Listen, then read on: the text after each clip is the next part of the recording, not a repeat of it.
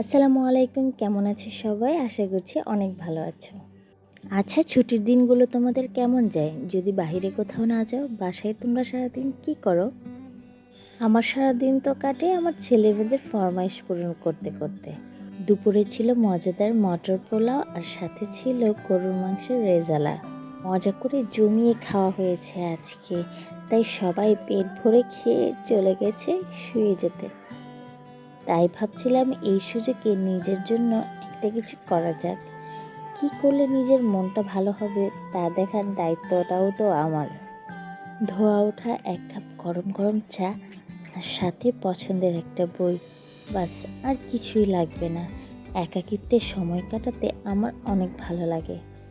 এক সময় অনেক ঘোরাঘুরি করেছি আর ঘোরাঘুরি করতে আমার অনেক ভালো লাগতো, কিন্তু দিন যাচ্ছে এখন মানুষের কোলাহল যেন ভালো লাগে না।